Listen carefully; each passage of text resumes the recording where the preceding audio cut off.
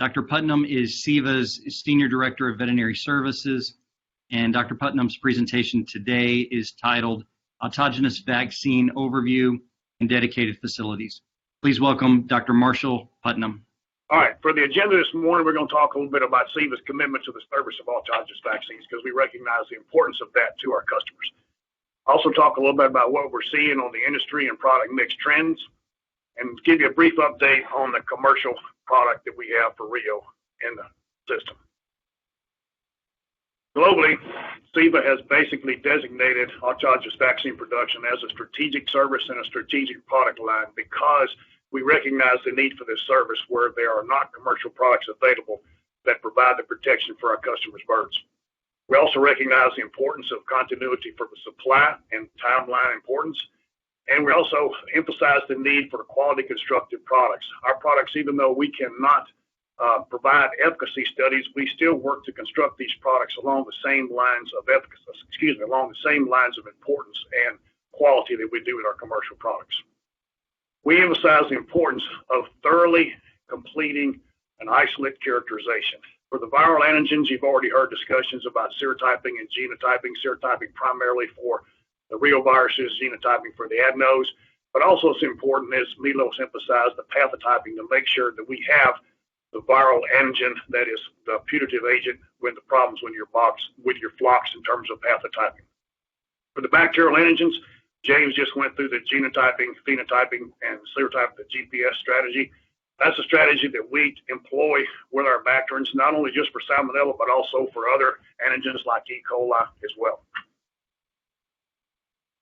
Globally, Ceva has 7 production facilities for autogenous vaccines.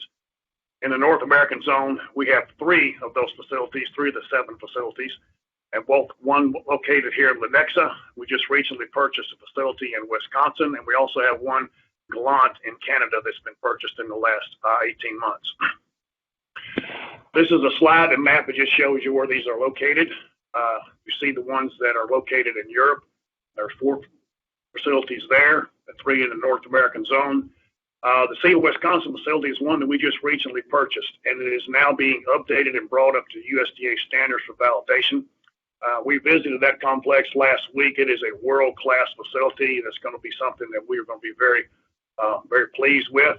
Like I said, we're currently updating that right now for the production along USDA standards, and we anticipate having the USDA inspection in that facility sometime in the 4th quarter of this year, and hopefully to be able to transfer production up there sometime in the 1st quarter, 1st semester of next year. But just to assure our customers, our plan and we will execute this plan is that we will run production dual in both facilities in Wisconsin and in Lenexa until we can ensure that the facility in Wisconsin is producing product that's been released by USDA to avoid any gaps in supply. Talk a little bit about what we're seeing with autogenous product mix trends in the bacterians. The APG there is what we formerly knew as Coryza, Campy, Galactobacterium, Salmonella, and others. What we're seeing is an increasing interest in autogenous Salmonella products. If you look and see the percentage of the bottles that are sold in 2020 versus year-to-date in 2021, and you can see that the percentages haven't shifted dramatically, but what we're seeing right now is an increasing interest in the GPS formulation or strategy that James talked about, and the fact that we're seeing an increasing number of orders in the system. This is not reflected in bottles shipped, but it's being reflected in orders that are coming into the system. Like I said, increasing interest in the GPS process, targeting the best target antigens for Salmonella production of specific serotype of interest. Okay.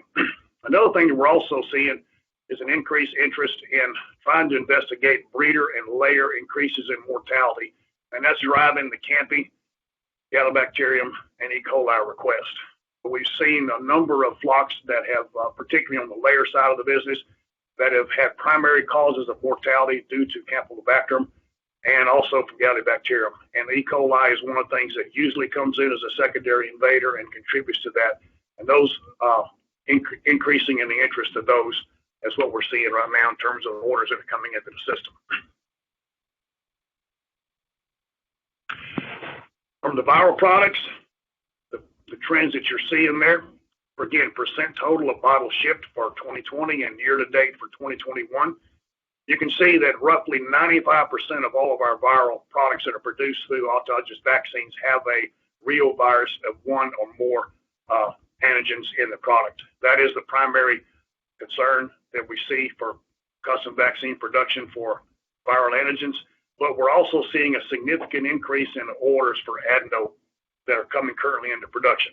Even though you don't necessarily see that increase yet in bottles shipped, we're seeing a significant increase in requests for investigation of IVH in the field by veterinary services, and that's resulting in an increasing in the number of orders that are coming into the system. Talk briefly about the commercial Rio product. As you may know or may not know, we have a commercial Rio product that has the 3 serotypes that Milos mentioned early on in the outbreak between viral arthritis.